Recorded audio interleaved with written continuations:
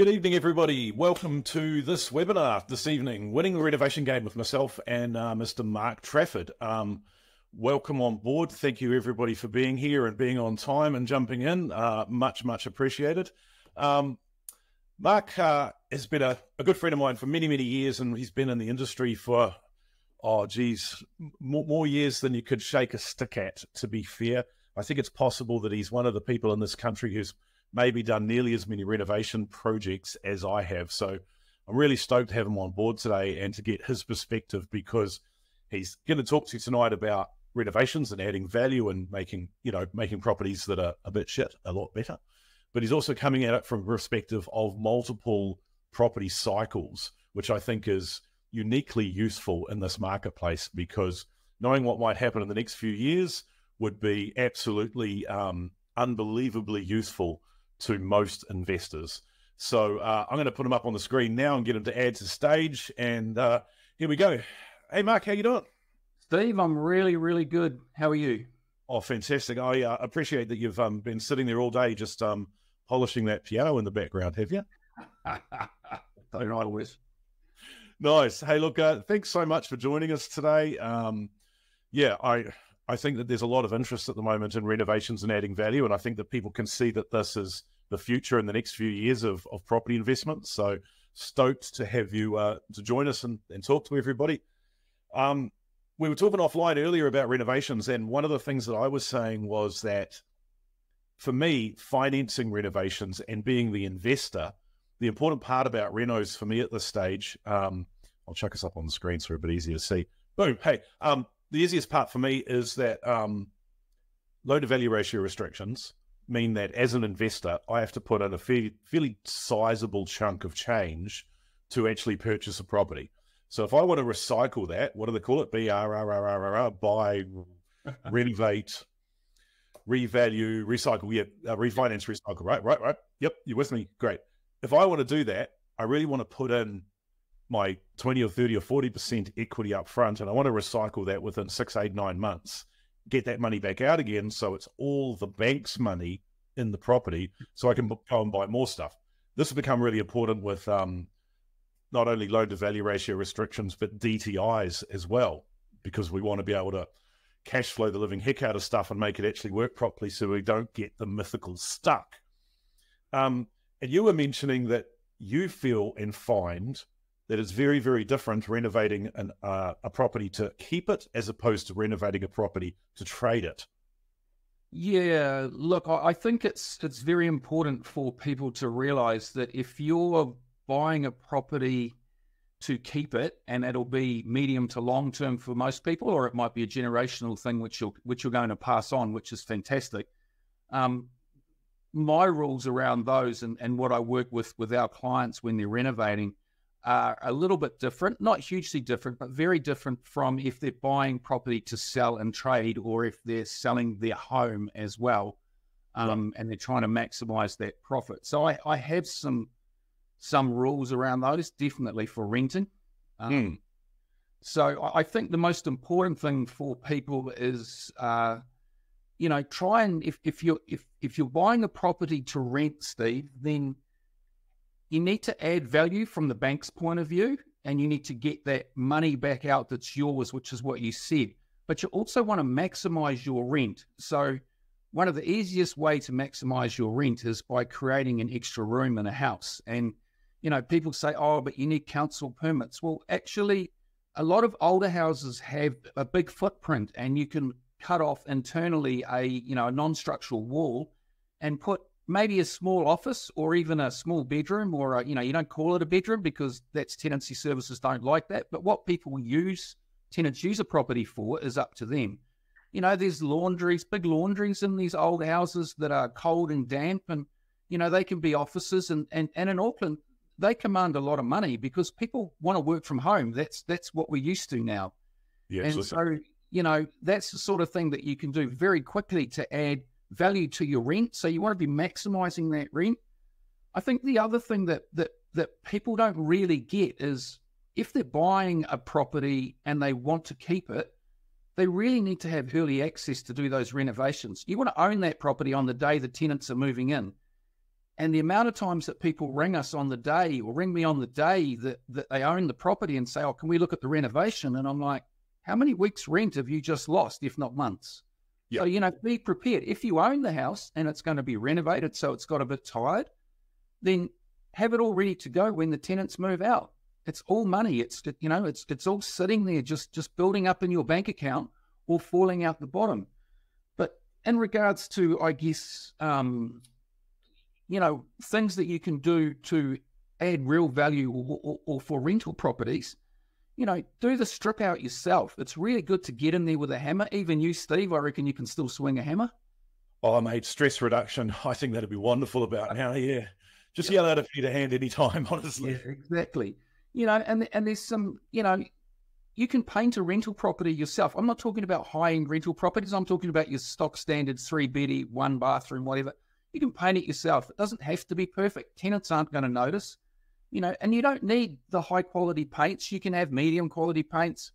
You don't need expensive light fittings. You just need good cost-effective light fittings that you can buy, on sale at 40% at Lighting Direct or whatever.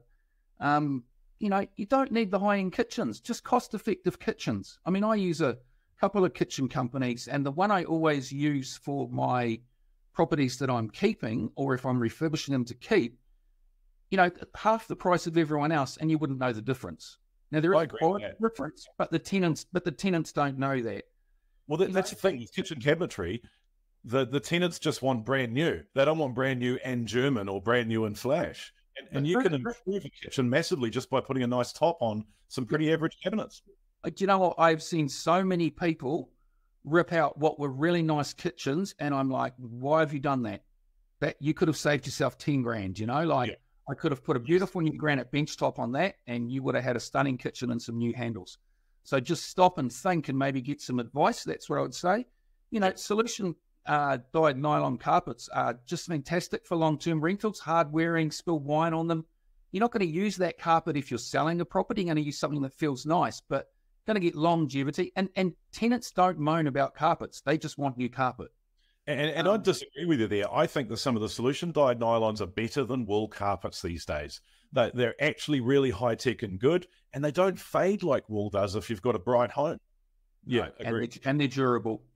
Red wine on them, you name it, and it'll come clean. So you can use vinyl. Vinyl's fully acceptable in rental properties, and it's not going to leak like tiles do.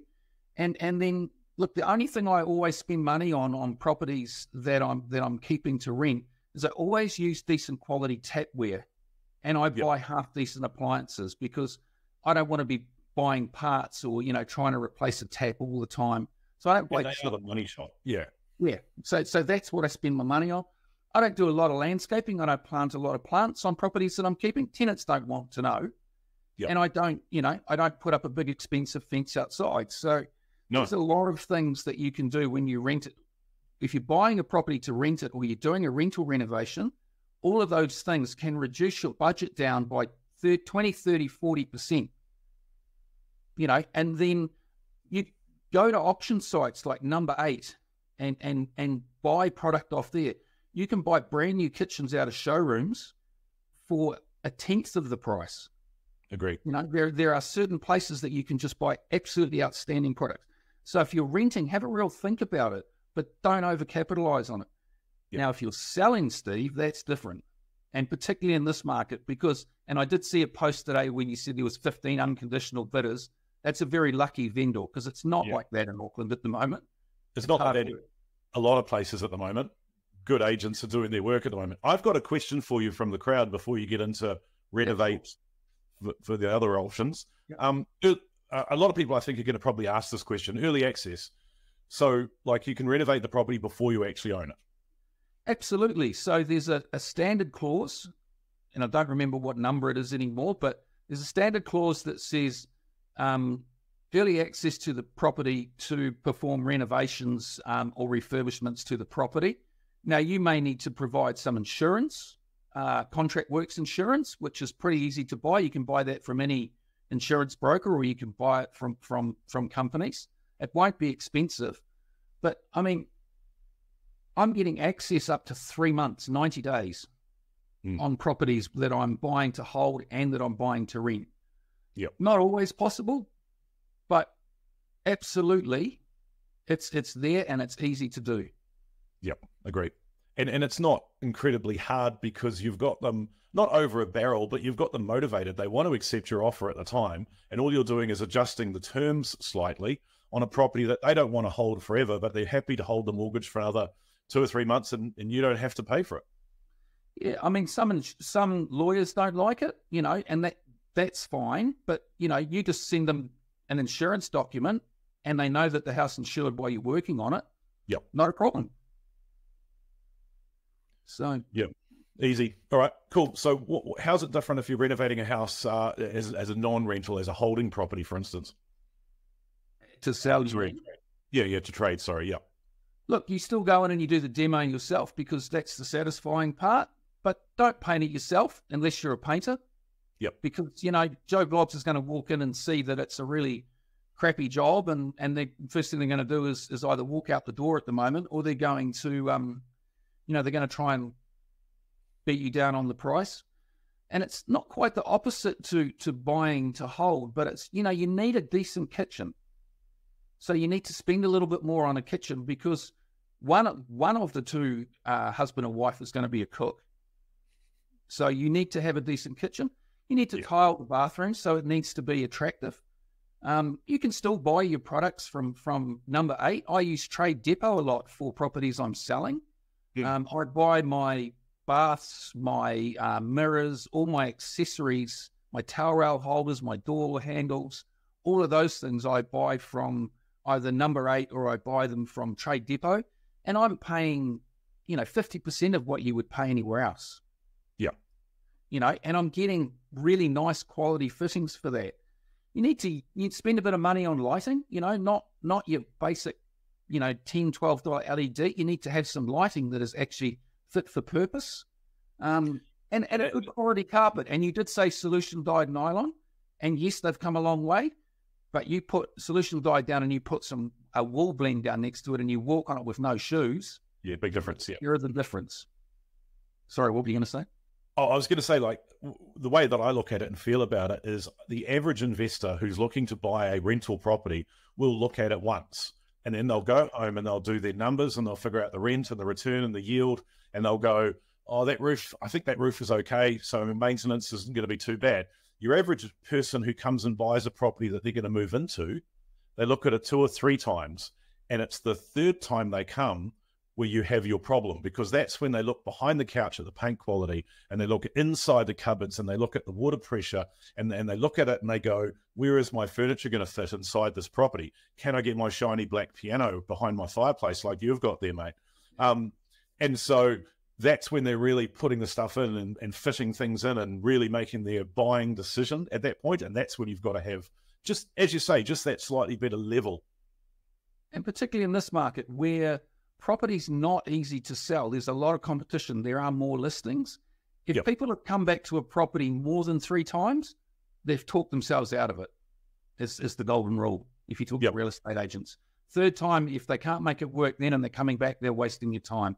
The other thing is, and you just spoke about it, you have to have a wow factor. What makes your property better than others if you're going to sell it? And we're going to look at some projects that I buy and sell in a minute, and I'll show you on each of them why I brought them and what the wow factor is. Some properties don't necessarily have a wow factor, so the wow factor might be that the ensuite has a bath in it because that's a special, and you make that the sanctuary for somebody. But it has to have something. It might be that you create that office that all the other houses in that area don't have, and that you don't need a permit for that. And the most important thing, I think, when you're selling is your property needs to have street appeal. You need to spend some money on plants, and you need to spend some money on a decent fence, and people need to drive up and they need to go, actually, that's a nice place. I'd like to live there. So there is a difference in renovating to hold, and there's a difference and rent. And renovating to sell. The other thing is you need to make sure your homes are warm. So heat pumps are a must in houses, underfloor heating in bathrooms, even in Auckland. They're a must for when you're selling. Heat pumps for rentals, obviously, but not necessarily, heating in bathrooms and stuff. Yeah. I mean, my feelings always been that if you're going to on-sell a property after you've renovated it, the people are going to see the property first on Trade Me, so pay for some good photographic, work, make it look sexy, because the Trade Me ad doesn't sell the house. The Trade Me ad sells the open home. And then when they come to the open home, all they've got is an address on a GPS. And that's why you have a letterbox with a big number on it, your plants, your fence, because that is the first, sniff of the house that these people get. And then they come into the house, and if the pathway goes nicely to the front door, as you say, with your plants and a nice bright door or some color or a feature there, you've already got them won, and they're expecting great stuff when they come inside the door. And I think that's really important, because the number of trade properties I did as a young fella, and they were rough and ready. And I'll admit, I've painted over the odd light switch in my time. I'm not afraid to say it, okay? And and you can't sell those because they look shit and they are shit. So you've got to have things that are actually just a little bit nicer, because, when you're selling it as a property that somebody else is going to live in, they're going to look at it a lot more closely, as you say. Okay, I've got a couple of quick questions here before we move on. First one about... Comment on that, Steve, if I might. So the other thing, the big mistake that real estate agents make when they're selling your houses for you is they put all of the photos on Trade Me, and there is nothing left for the person when they get to the house to explore. All of the wow factor on Trade Me. Yeah. Yes, you need to get them to the house, but there needs to be something when they walk in that they go, wow, that wasn't in the photos. Look at that. I was once told to upgrade the underlay on... I don't understand. Sorry, what? So what you were saying before about that wow factor, the thing that I find there is you don't want them to come to the house and it's exactly as they expected. You want it to be better than they expected. I love that. I think the question here is, do you put underlay underneath when your carpet when you're selling? I always replace underlay. It's old underlay shit. New underlay and new carpet is great. And then you put a sign at the door that says, please take your shoes off. Even if you don't give a shit about the carpet, you put the sign there anyway. Because what happens is the shoes come off and the sock or the foot goes on the carpet and it bounces and it's spongy. And their first mental impression when they get in the property is, smells good, brand new carpet. You've got them one before they've got halfway down the hallway. 10 mil underlay in a 3-bedroom house is not going to cost you much. It's a few $100, yeah. As opposed to maybe, not getting the sale you want or losing the sale. Yeah. Exactly. All right. Do you want to move on and look at some properties? Yeah. Shall we just, because these are all trades, I guess, and they're quite interesting. So I think I might just share some rules, Steve, with people about what I do for when I'm trading. Lovely. I think that might be helpful for people. So I guess the biggest rule that I have when I'm buying a house to on-sell it is I have to know the minimum sell price. So I go to the agent, a couple of agents usually, and I say, okay, give me all the stats. Okay, now tell me what it's going to sell for in a good market, and tell me what my worst case scenario is. And I work from the worst case scenario. And then I try and buy from there. So that's my first rule. The second one, and we've already talked about that, is I get early access on pretty much all of my properties where possible. And that gives me time and keeps my money either in my bank or in my bank's bank, and I'm not paying for it. Yeah. I try very hard to do mostly cosmetic, and I call them grade ones, and we'll talk about that in a minute. I think the other thing is if you're going to trade, you need to build great relationships. And I know you're big on this, Steve. I know you're huge on it. But so I have I don't write hundreds of offers. I know that's a great way to get, to buy property. And I know that you encourage that, Steve. And I think I used to do it, but I simply don't have the time, probably like you. You don't have to now because you did do it. What I'm saying is everybody should start from that. Absolutely, absolutely agree. Great way to get into the market. I have a handful, probably 5 or 6 real estate agents from different agencies that bring me properties, not necessarily from their own brand. So it might be a Harcourt's agent bringing me a Ray White's property. If I buy that property through them, my underlying agreement is that they get it back to sell when I'm finished with it. Yeah, so they get a commission on the buy and they get the commission on the sell. So that locks them into them bringing property to me. They know I'm not going to pay, but they know it's going to be cash and it's going to be quick. They're going to get double commission from you than anybody else they deal with. Oh, they certainly are. So they only have to do half the work. Yep. And the other thing is, I mean, I have a great team and, you know, you're promoting some of these guys. You know, I use Dave Windler, I use Gilligan Rowe. Yeah. Obviously, I've got great tradies, but right down to my stages and people, I've got an awesome team. So anybody who wants to renovate to trade or however really needs to start to build a good team. And you do that by hanging out with other property investors. Each property you buy to trade has to have some sort of a wow factor. I talked about that, and I'll show you some of those.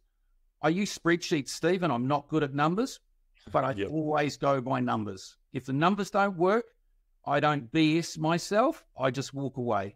Yeah. Or I try and lowball it and see what happens, and then I walk away. Yeah. First red flag and you're out, honestly. The only way. Don't talk yourself back into it. And I stick to the areas that I know. So, you know, when I was initially buying property, I was buying in South Auckland. They were home and incomes. This is 15, 20 years ago. You know, they were buy to holds. Then I was buying them on the North Shore. I only trade really on the North Shore predominantly, and I trade a little bit in the city, but they have to be really good areas. So double grammar zone, I'll trade there because I know they'll sell. So those are kind of my rules, you know, and I try to stick to those 100%. And then I stay away from trouble. But I do grade them. So the grade one trade for me is a really quick turnaround. And I've got an example here, but it's so I need to be able to buy that house and have the work completed in 6 weeks. So it might be a total cosmetic renovation. There'll be no council. So there'll be no resource consent, no building consent, no architect. There'll be no big issues. And the best case scenario for me is by the time I settle, the house is on the market. Yeah, absolutely. Being seen by people, open to go. And it's settling. It goes to auction 2 or 3 weeks after that, and it's sold at auction or however that is. And I've had money out for maybe 4 to 6 weeks max is the perfect thing for me. So if we just flick through to a screen, this is a property that I did up in... Just to clarify, when you say no council, you're saying no requirement for council. You're not doing dodgies and not doing, you're just not doing stuff that's consentable. Don't ever do that. Let me tell you that you cannot lie to a real estate agent. You know, don't do it, and don't if it's a 3-bedroom, 1-bathroom house. Yes, you can put a toilet in, and often you can get a PS3 from a plumber now to sign that off. But don't put in another bathroom. Don't try and create something. Agree. You will get caught. It'll come back. I will always get asked the question, so to clarify that one. So this is Murray Bay? Yeah, Murray's Bay on the North Shore. It's a beautiful, beautiful area. So those are before and after photos. So a little bit about this is that you can see the bright green door. There's your wow factor and a picket fence. Yeah, beautiful. And a bit of landscaping as well, you know. So that's the exterior. And that people drive up. This house is in amongst multi-million-dollar houses, and I'll show you the wow factor at the end. But if we just scroll through, you'll see the before and afters. So she's an old Lockwood or something? You've painted Yes, it was a Lockwood. I love Lockwoods. They're so well built. They're warm. They're dry. You don't have to insulate them because you can't. You know, and they're easy to work with. But what I do with Lockwoods is and you can see it in this room and some of the other slides, is I paint them. I paint them white. And, you know, they just look beautiful. They look absolutely stunning. I leave the character of the wood, but I paint them a beautiful, stunning, bright white. And I never put blinds and curtains in a house. That's the other thing I'd like to say when I'm selling it, because you want to leave the people that buy the house with something to do personally. Yeah. And Steve might spend $20,000 on blinds. I might spend $1,000 or curtains. Exactly. And your color scheme they might hate it. Yeah. You know. So easy. And are you jibbing these walls, or you're painting the walls as well? Just painting them. So a bit of no more gaps with, you know, because the old Lockwoods are beautiful. No more gaps them and just tidy it up and no jib. Yeah, love it. They look stunning. Something different, so different. The wood is so much, it just sucks so much of this light out of a property. Yeah. So this is the standard sort of go-to kitchen for me, Steve. Black appliances. You know, that appliance package there is about $1,600. The crazy, there. Black splashback tiles, black drawers, you know, black tapware, and neutral tiles and neutral carpet and white. And it'll sell every day, all day. Yeah. And most people don't want German Guggenauer appliances and shit. Most people just have never lived in a house where they're the first one to use the appliances. They're just brand new. They've all got a full warranty on them. Brilliant. No, it's just the conservatory, shows the houses at the back. They're pretty nice. It's a nice street. Yeah, love it, love it.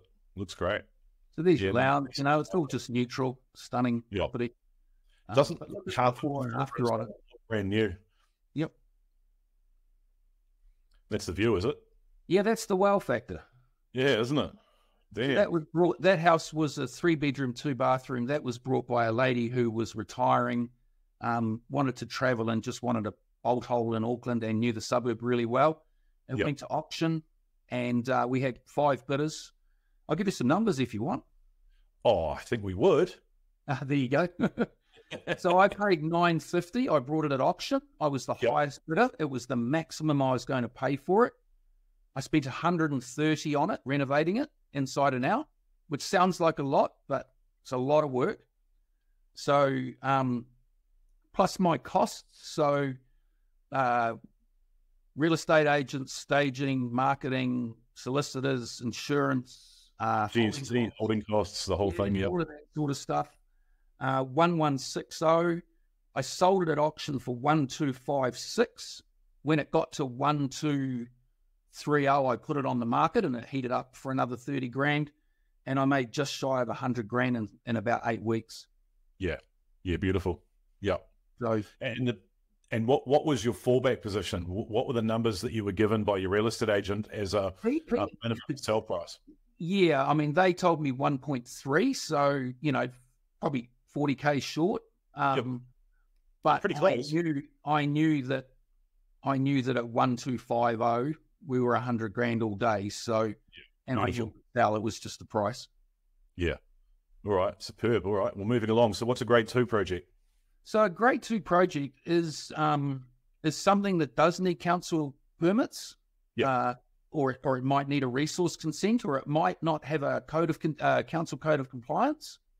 So there's some retrospective stuff to do. Definitely needs an architect or professional people. So it's going to take time. So same rules as before. I don't want to own that property for a significant amount of time and have my money out. So I need early access because I want all the council stuff done. I want to rip it all out and I want to have it ready to. I have everything done that I can. And on the day that my permit comes out of council, I've already started. Yeah. And then these projects tend to take 2 to 3 months. The return can be really good on them because other people don't want to do them. So I wouldn't recommend these for people that are starting out. Yeah. And you can have problems, but they can make you really good money. So I'll show you one that I'm working on at the moment that goes to market next Friday. Actually, not this Friday, next Friday. So this is a townhouse, 3-bedroom. It was a 2-bedroom, 1-bathroom in a block of 3. It's in Birkenhead, overlooks the sugar factory for people in Auckland that know the sugar factory, the Chelsea sugar factory. Totally overgrown, owned by an old lady, hadn't been lived in. It was leaking. You can see the chimney was leaking down into the fire. Had nothing done to it. Beautiful property, absolutely stunning, but a lot of character. Yeah. But so that's the wow factor. That's the wow factor, Steve, on the left, And if you look over to the right, it's got the Chelsea Sugar Refinery and all those other things. It's now got a 40 square meter deck on the left-hand side of the photo. And it's got a new lawn and it's ready to go. We're just fitting off and putting it on the market. It's being staged on Friday. Yep. Next Friday and goes on the market next weekend. So do you want some numbers on that? Love it. Yeah. What are you doing? So 2-bedroom, 1-bathroom, changing it to 3-bedroom, 2-bathroom, 100 square meter house. So plenty of room. 696 was the purchase price. Ooh. Yeah. Paid $250. It's $250 for the reno all up. So that's council resource consent for a deck in a heritage zone. Unfortunately, architect. That's all my costs in $250. So that's $946. 80 grand for costs. $1,026,000, $1,030,000, something like that. Yeah. agents were telling me from the beginning 1,250 sell price. I think it'll probably go for about 1.2. So at 1.2, it makes 174. That's a good project. Yeah. If it goes for less, it's still a good project. Yeah, but if it's going to go for 80, you might as well have done a grade 1. And I agree that you don't do the grade 2 first. You do a few grade 1s and you cut your teeth, Absolutely. So, that's going to tie your money up for a little bit longer, but the returns, and there are less people looking for these properties. They'll be your builder type people like you that have a team, people like me. But they are hard work, and you do have to have a good team.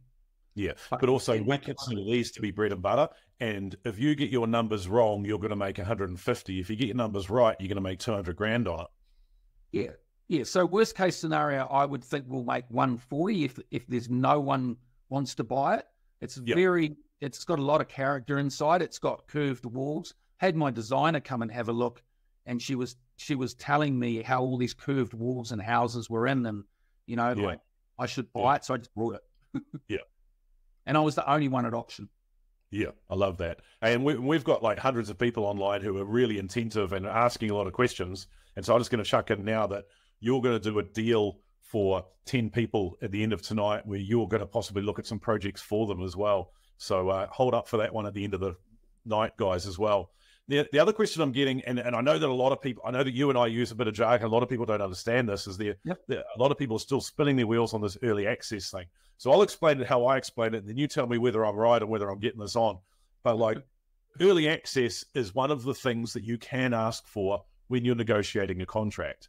And when you're negotiating the contract, that's the time when the vendor wants to give you anything you want as long as you get your number to where they need it to be.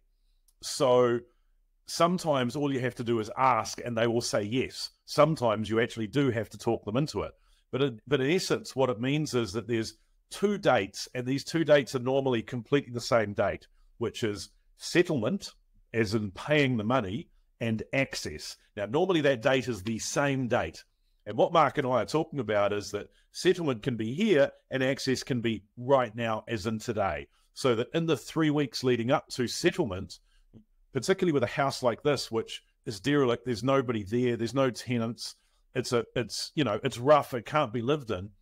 It's probably safer with Mark and his team in it every day than it is sitting there empty, having kids throw stuff at the windows. And so if you explain it that way, sometimes the vendor, the lawyer, whoever will just go, actually, yeah, that actually does make a lot of sense. And if you come to our number, we'd be actually happy to give you that early access. And that's what we're talking about. So Mark then gets 3 weeks to weed whip the lawn and do all this stuff and throw some paint around and do all of the demo. He's already unconditional. He's already paid a deposit. He's committed to the project before he has to put the main bulk of the money across. So what he's talking about is the holy grail of renovations, which is do the entire renovation before you own the property, but you still have all of the control of the property. And when you come to settle, you've got it on the market, or you've got a buyer, or you've got an on-sale ready to go, and you then hold no holding costs at all. And it limits your liability and your costs and expenses. Does that about cover it, Mark? That's absolutely spot on. I'll just add a couple of things. If you don't own the property, so it hasn't transferred into your name, and you go to council and you submit a set of plans, you don't own it, they will ask you for the sale and purchase agreement. You don't have to own it. You just have to have a settlement date and a sale and purchase agreement. And then they go, yeah, that's fine. They'll process your permit. So the other trick that I use, Steve, is I'll offer a reasonably low deposit. So, and the next project is a really good example. But so for that, I brought the next project, I brought it for $950. So it's going to be $95K. I brought it off mark, $95K deposit. But I wanted 3 months early access because there was a lot of work. They said no. So I went back and said, what about if I give you $200K deposit and we settle in 4 months? And they took it. I love it, because you're going to pay 100% deposit at some point. Usually it's settlement, so it doesn't matter to you. Somebody's just asking, been denied early access twice. Well, I'm sorry, but you get denied early access 100% of the time you don't ask for it as well. Have a go. ring me. I'll talk to you about it. Is the answer. Exactly. My good mate Peter is online tonight, and he's just finished a project himself, and he's asking about the lawns. Do you use artificial lawns, or do you actually put seed down and hope the shit grows? Or so this project actually just got sprayed last week. So I used the spray lawn. Yep. So I have a guy that just hydro seeds for me, and so I mean, when people are buying new houses in Auckland, the lawns aren't done most of the time anyway, so it's almost normal. They superimpose pictures on real estate stuff. But I just use a hydro seed. It looks green anyway, bluey green, and then it grows. And then by the time the open homes are on, there's grass popping up everywhere, and people go, "Oh, yeah, I'm going to have a lovely, nice flat lawn." Yeah, love that. Yeah, good pen. Cool. All right, so grade 3, getting a bit serious here. Yeah, so these are the ones that are going to tie up your money for up to 12 months, Steve. But they're actually probably going to give you a decent amount of chump change at the end of it if you can afford to have your money out for that long. So, my rules don't really change on it, except it has to have a bigger upside on it. So, and for the ones I'm looking at, it has to be subdividable. Because what I'm looking to do is I'm looking to trade properties and build up cash from each property, from the sale of each property, to buy more properties. But I'm also looking to have land that I can build on when I've got enough finance to do that. So sections. So my grade 3 projects are, and let's flick into the one that's on here, are properties that are subdividable. This is a Beach Haven project. This is on 1,000 squares, owned by a builder and his wife for 50 years, 3-bedroom, 1-bathroom. As I said, I've got a 4-month early access, so I had all my plans and everything ready. I changed it from a 3-bedroom, 1-bathroom to a 4-bedroom office and 2.5 bathrooms. So the value went through the roof considerably already. And they just redid the RV on the property and sent it up about 250K. So I'm really happy with that. And it was totally original throughout, never been finished. Typical builder's house, hadn't finished anything. The only room he finished was the bathroom, God bless him. And then he got unwell and I brought it off market through a real estate agent. His mate was the son of the dad. So circumstances. But so for me, what I'm trying to do is I'm trying to renovate that house. I'll rent the house if I can while I'm waiting for the subdivision, because that subdivision in Auckland will take probably a year from start to finish, if you're lucky. Isn't it? I'm doing it because I'm cutting off all of that beautiful land at the back. I'm giving them a 60 square meter deck at the back. With beautiful outlooks over the bush and all that sort of stuff in North Shore. And you can see the same type of kitchens. I'm giving them beautiful white kitchens, black, and black. Same ovens, same handles, same kitchen company, same range hood. And it's a beautiful spec. And so, whoever buys this is buying that house, and then I'm going to end up with a section at the back. So you'll end up subdividing it, selling the house off, and breaking even with a free section sort of thing? Is that what I'll give you the numbers if you like, and it'll make sense to you backwards. But so I paid $950 for the property. It had it's got a GV now of 1350, I think it is, just been reviewed based on my work. So it owed me 1.25. My holding costs on the property are probably going to be 120 because I had such a long 4 months where I didn't pay anything really. I paid a deposit, but I had the cash. The property will sell because it's immaculate and it's beautiful. The property will sell for 1.3 to 1.4. It'll sell at that GV all day. So I'll get my money back, or pretty damn close to it, off the house. And then I'll end up with a section that's worth somewhere between 500 and 600K, less the subdivide costs. Yeah, brilliant. So worst case, you'll be 350 up, something like that. Yeah, 350, 400, maybe a bit more, But I mean, when you subdivide, you have to, I've got plans for a 3-bedroom, 2-bathroom, 98 square meter house all ready to go for it. I just need enough cash to build it. Yeah. And so later on, maybe the next cycle or whenever it might happen, you come out here and you mow the lawn, you put some piles down, and somebody cranes in a 3-bedroom that they've built and puts it on there, and suddenly you've got $750 a week coming in off a section that didn't cost you anything, you know? Yeah, pretty much. So, you know, those are kind of, I try to have one of those going at a time because, you know, it ties up your money, but the return on that, I mean, if what I'm looking at is if I was to say I'm going to make 350K in a year, how am I going to do that off one property? Yeah. No, I'm not going to make that working, am I? No. It's equity gain's so much easier. I mean, you're working as well anyway, so you might as well be putting it into something like this, you know. So what I'm trying to do is I'm trying to have one of these going. I'm trying to have maybe 1 or 2 of those grade 2 projects because they'll take, 4 to 6 months by the time I sell them. And then I've got the cosmetics turning over all the time as well. Yeah. The cosmetics seem super easy when you look at all of these. And I suppose you've got to look at the risk, the amount of cash and how long the cash is in there, and only take on a few of these at a time. Do your bread and butter stuff in grade 2 and do as many of the grade 1s as you can get your hands on. Exactly. And, borrow the money for the grade 1s because I'm in and out quickly if I need to, and use my own money for the stuff that's sitting there for 12 months, Yeah, no, that's brilliant. It's a great way to appreciate and understand it. And I've always worked in time segments, per months, and you've got project 1 and then project 2 starts before project 1 is finished, and then project 3 and project 4, and you just lock them in. I'm literally sitting here looking at a great big diary on my wall in front of my laptop here, and that's where my projects are laid out. I actually got a photo of it, chucked it on the Facebook page just as the webinar started, and you can see, all of the bits and pieces I've got going on different stuff, and it's just a little bit of organization, some timing, and making the most of having your money turn over and move. Yeah, I mean, my wife's great. She's owned properties since she was young as well, but she's the numbers person, so I just give her the numbers, and she says yes, no, or and if it's no, it's no. She doesn't look at some of these. She never looked at this property. She never looked at Vaughan. She doesn't look at them. She doesn't look at them through the reno. She's not interested. She'll come at the end before they're staged, and she'll have a really good look over with her eye for detail and say, that's not good enough, that's not good enough. Once it's staged, things are hidden. She doesn't like that. She wants to see the project finished because someone's going to buy it as their home. So she's the second eyes and ears.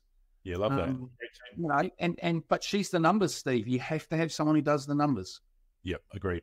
Yeah, and you've got your spreadsheets and I've got Steve Stark, and it all works, doesn't it? Absolutely. So, I thought it'd be nice to share different types of trading with people. I mean, everybody in Auckland thinks that trading is buying and selling in South Auckland, and making small margins. Yes, that's how I started off as well, but that's a real cutthroat market and it's easy to lose money. I know 5 or 6 guys that were very experienced traders that all got caught at the top of the market. Don't we all? Absolutely. Yep. So there's those, and there's projects you can do and turn over even quicker, but there are options for people when they're trading, and they don't all have to be the same. Yeah, no, I agree. Yeah, and if it works, it works. You just keep doing it. Stay in your lane, create a cookie cutter approach, make the money, turn it into whole properties, wait for the next round. It's just so simple. I can't be any more exciting and reinvent the wheel more than that, because it just works. It's low risk and it works year in, year out. Yep. Every house is the same, Steve. Paint it white on the inside. Use the same template. Yep. Keep it clean and tidy. No, nobody hates white. Everybody hates beige, but nobody hates white. Clean, crisp, new, too easy. Agreed. Well, I love that. Well, look, we've got a load of questions here that I'm really not going to answer until a bit later, so we're just going to tick on a little bit. I mean, any final words of advice or gold nuggets for our audience here tonight? Yeah, I've been thinking about this today actually a lot, and thinking about my journey in property. And I've brought my first house when I was 19. And I guess for me, I probably was lucky. I probably lucked it for the first kind of 5 years, and then I definitely, immersed myself around people that were in property. So I think the most important nugget for people is, and you're really good at this, Steve, you come to Auckland, you go everywhere, you share your time with people, is network with people that do property, and people will willingly give up their time for a cup of coffee and, and share their experience. I have people that say, hey, can I come and look at your projects? Absolutely, you can. Yeah. But network and hang around with people that have been successful in property, that are doing it, that have done it for a long time. They're not going to preach to you. They're going to help you to be successful. So I think that really, for me, is the golden nugget. And if you're new, get a mentor. It doesn't have to be somebody you pay a lot of money to, but have a mentor. Have somebody that you can bounce ideas off. Yep. And the other thing is people say, oh, I can't afford to do this, or I can't borrow the money, or I can't. Join forces with friends, with family. And I know that some of your students talked about it when I was with them last, Steve, how they band together and work on projects and make them work. Get your family together, get a group of friends. I work with other investors. I do the renovations and, and they finance things. There are ways to do things, but the only way you're going to move forward is to do something. That would be my point. But I think my biggest thing is, or my biggest nugget would be, if you're here tonight, you're in the right place because you're hanging out with people that are successful and people that are wanting to learn, who, and in my opinion, I said this to you before, Steve, I think the next 5 to 7 years in property, anybody who gets into property and does it well is going to be very well off. Yeah, agree. Fully agree. Absolutely very well off, and they will set themselves, their families, and their generations up for a very long time. So my last, I guess, nugget for the audience is just build a team. And I talked about real estate agents, mortgage brokers, but they need to be a team that understand what this is and how it's done, and done well. And I know you have really good quality people, and there's a reason for that. Because people need to learn from the best and use those people. And, same with tradies, use tradies that just work on renovations. Yep. I couldn't agree more. Probably my nuggets, if there are any. Yeah. No, thank you so much for that. That's amazing. And it rings true for everything that I've done the last 20 or 30 years in property as well. Now, I've got a really, really special offer tonight, which I think actually exceeds some of the offers I've had in the last few webinars, which is going to get me in trouble. But what we're talking about tonight is the Succeed in Property Bootcamp at Eden Park on the 15th of September. It's only a couple of weeks away now. In central Auckland, lots of parking, easy place to get to. And I'm putting on this bootcamp. And the reason we call it a bootcamp is because I actually love to just stand there on stage and actually teach people stuff, have them come away with some skills that they can use in the real world, exactly like Mark does. And Mark, you're going to be there too, aren't you? We're going to get the start. I am, actually, yeah. I was at your last one, Steve, and I have really fun, eh? Yeah, 300-400 people in the room, all talking property. It is just amazing. You will meet so many people on the day. It is unbelievable. Yeah, and we promote the shit out of that. We really want people to meet, because I've done this on my own for decades, and there's no Christmas party when you're self-employed and property investing. It's so good to have that network and that peer group behind you. Now, we're obviously massively upgrading this for the current market, because the market has changed a lot. And I know that myself, Dave Windler, and Matt Gilligan are all changing our presentation to show this upgrade in the market, the difference of where it is at the moment. And even down to the point where Mark's presentation tonight is so different to what it might have been like 6 months ago.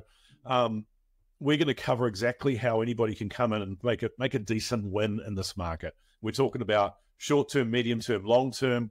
We're talking about retirement savings. We're talking about instant equity deals. We're talking about how to make money right now in the market that we've got this week, essentially.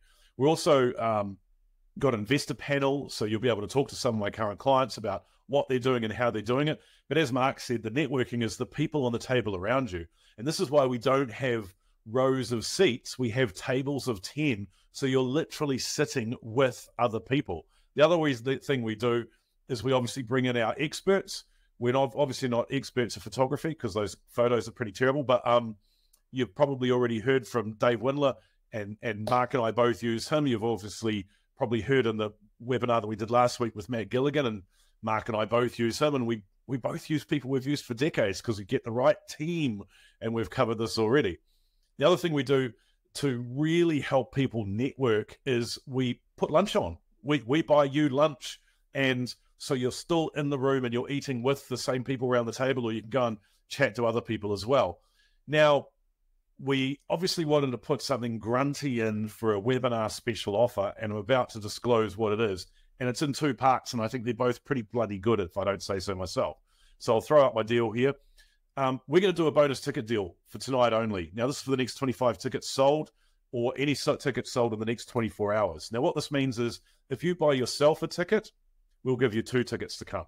If you buy a double ticket, we'll give you 3 tickets to come. If you buy a VIP ticket, we'll give you 2 VIP tickets. So whatever you buy, we're going to add 1 person to that. Now, the reason this is important is a lot of husband and wives take the Sunday off and they come and look at this thing on together. Great, love that. A lot of people bring their business partner or their funding partner or your parent or your child and make it an intergenerational thing. Or say to somebody, you know, we've always been talking about getting into property. Well, this guy talks a lot and he seems to make some sense sometimes. So let's go and have a listen to what he's got to say for a day. Let's put a day in so that maybe we can take the rest of our lives off. Now, that's extra number 1. We'll email those out to tomorrow. But anybody that buys a ticket in the next 24 hours, we're going to make it extra special for you. Now, I think that's a pretty good deal. The next thing that we're going to do, and I've only just talked Mark into this this afternoon, is a bonus reno review. So if you like what Mark says about renos and you're looking at doing projects or renos or do-ups, and you would like Mark to personally have a 15-minute phone call or a site visit with you and look over your next project or reno, we're going to do that for the first 10 people to buy a ticket to my event tonight. So Mark's talked about having the right people on your team. It's quite obvious that Mark's making some very, very good money and has done for many years out of renos and projects that he's doing himself. And Mark will take either a 15-minute phone call or a site visit and look over your project. He might even throw it through his spreadsheet, and he'll give you a on the project. He'll give you some thoughts, some numbers, and throw some eyes over it.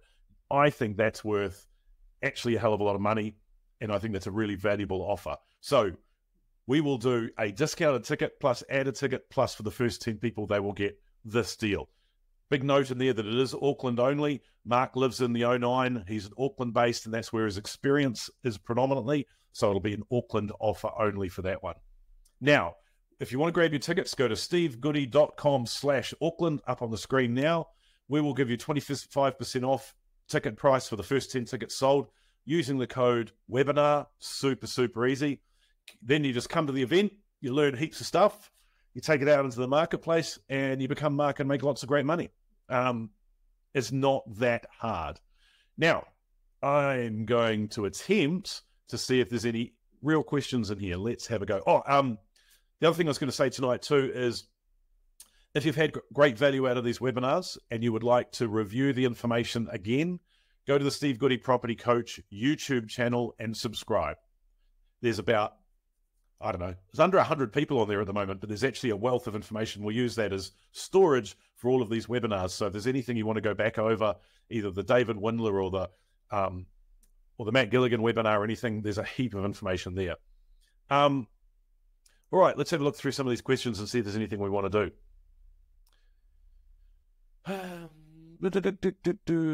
Oh, yeah, that was a good one.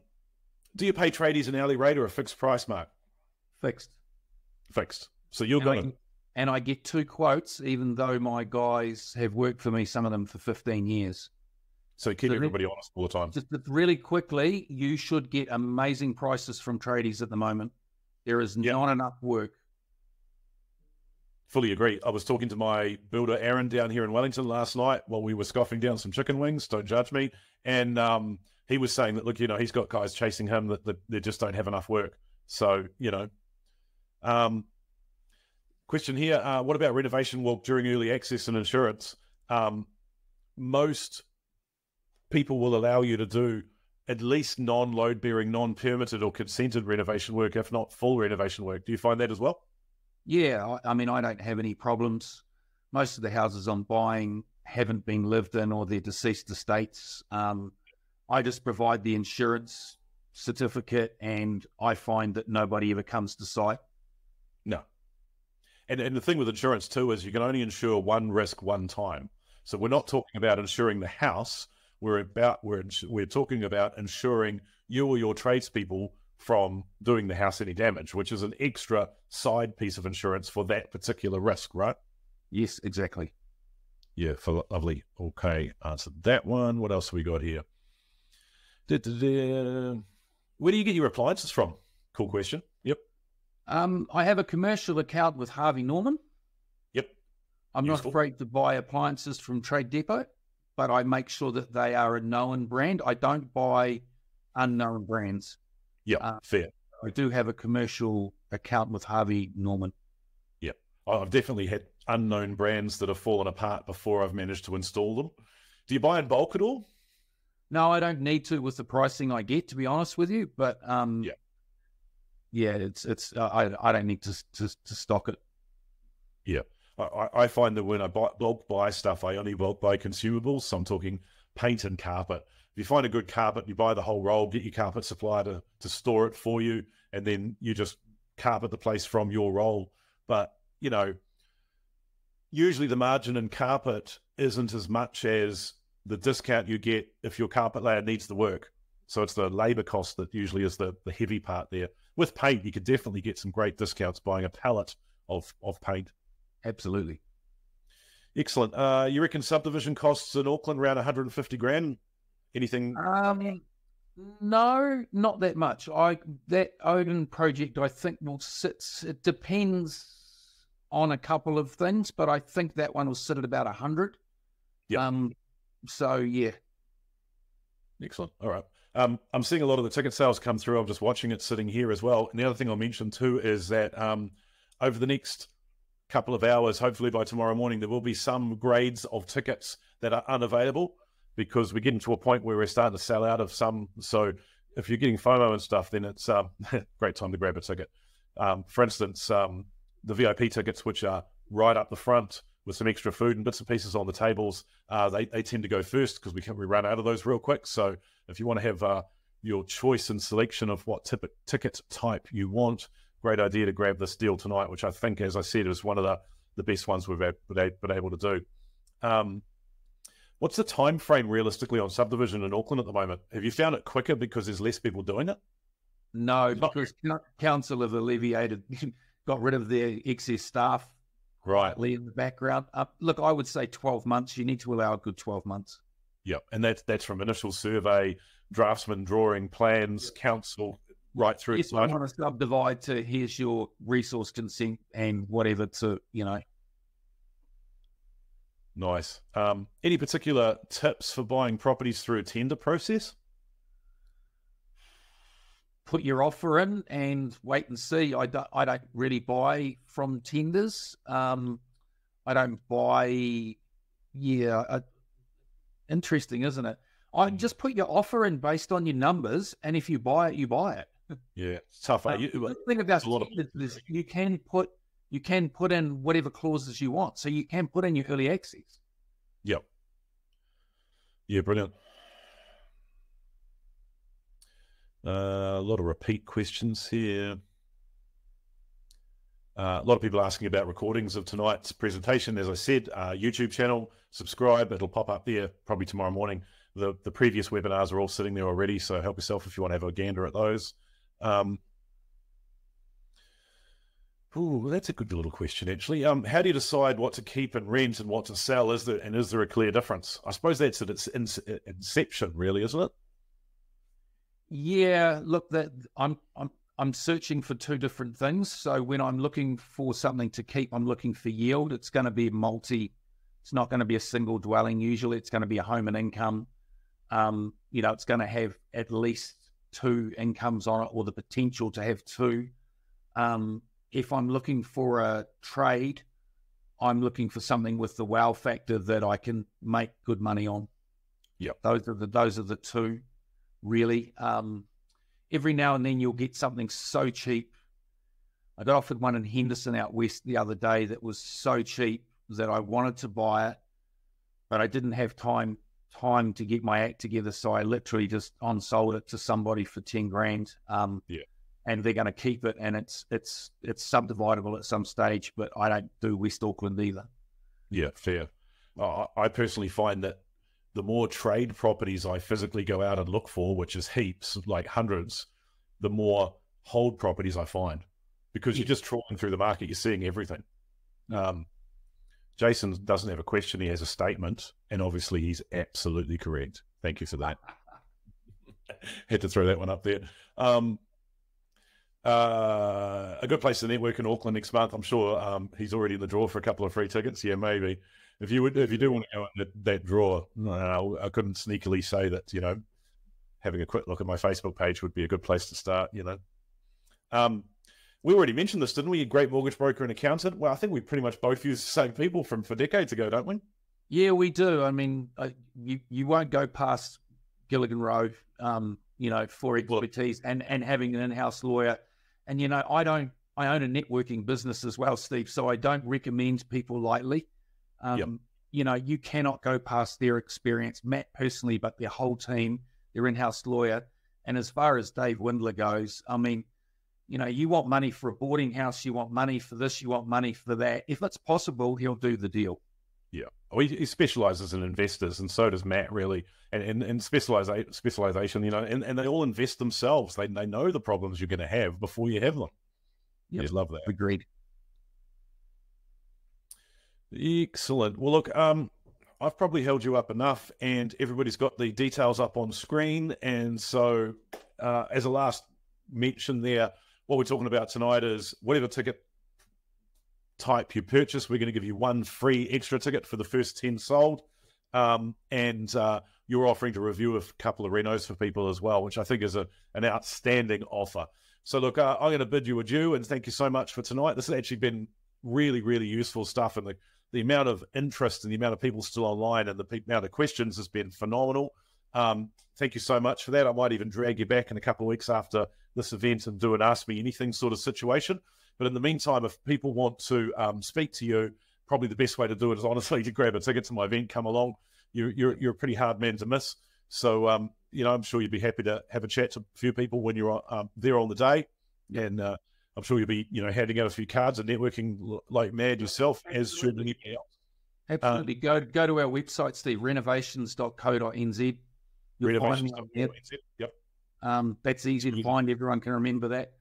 But I'll be there on the day, and I'm looking forward to seeing people and you know, talking property. And it's been lovely to be here tonight.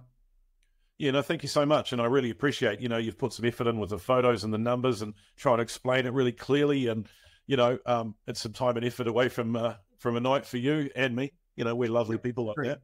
But I really do appreciate it and appreciate all you do, and really look forward to seeing you at the event, as I'm sure everybody else will as well. Awesome. Thank you, guys. Thanks, Mark. Appreciate it. Bye. All right, everybody. So that's us for tonight. The recording will be on YouTube tomorrow morning. I will leave this screen up for the next 10 minutes for anybody that's grabbing their last tickets and chucking that sort of stuff in. Might even sit here and answer a few more questions just quietly. I'll just chuck myself off screen. But thank you so much, everybody, for being online tonight.